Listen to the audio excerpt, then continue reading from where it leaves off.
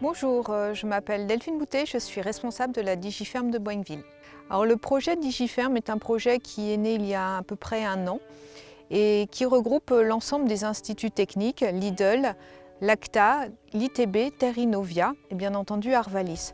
Notre objectif est de préparer le futur à travers des fermes numériques sur lesquelles on va tester toutes les nouvelles technologies. Sur la Digiferm de Boinville, nous souhaitons augmenter les performances techniques, économiques et environnementales de notre exploitation, notamment en mettant en œuvre de l'agriculture de précision. Nous avons pour cela des conseils de modulation d'azote, notamment à travers l'outil FarmStar, et il nous fallait un épandeur qui puisse moduler. Et donc nous avons choisi d'utiliser l'épandeur Axis pour assurer cette modulation. Alors cette année, nous avons donc utilisé l'Axis de chez Kuhn pour faire des apports de fertilisation azotée sur les orges de printemps, sur les blés tendres, sur les maïs, sur les colzas. Et nous avons donc utilisé l'Axis pour faire de la modulation sur les blés tendres.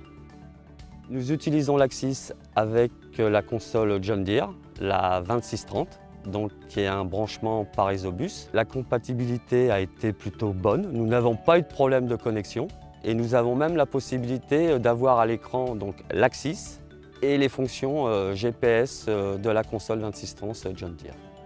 Ce qu'on a pu observer lors de notre première utilisation au champ, c'est que l'enclenchement de l'épandage se fait plutôt au bon moment et l'arrêt se fait également par rapport à ce qu'on a pu épandre sur la parcelle. Donc les coupures de tronçons dans l'utilisation par rapport à ce qu'on peut observer sur la console se font plutôt correctement. Nous avons utilisé la modulation droite-gauche qui s'est plutôt bien passée encore là au niveau de l'écran. Nous n'avons pas fait de contrôle au champ, mais par contre les quantités gauche-droite étaient bien différentes en fonction du besoin demandé sur la parcelle. La précision de la dose épandue est plutôt bonne. C'est-à-dire que lorsqu'on est amené à épandre une quantité sur une parcelle, avec par exemple 240 kg/hectare, et que nous avons 10 hectares à épandre, soit 2400 kg, la quantité à épandre est exactement celle qui est affichée à l'écran. Pour un premier rapport CIU, le bilan est plutôt positif, dans la mesure où ce qu'on est amené à rechercher lorsqu'on est utilisateur de ce type de machine, c'est avant tout du confort et une lecture facile. Ce qui est le cas avec ce type de machine, avec une console qui est assez intuitive et on n'a pas besoin de reprendre la doc pour être amené à utiliser l'outil. Notre attente, c'était de pouvoir faire de la modulation et le fait qu'ils puissent faire de la modulation droite-gauche nous permet d'être encore plus précis.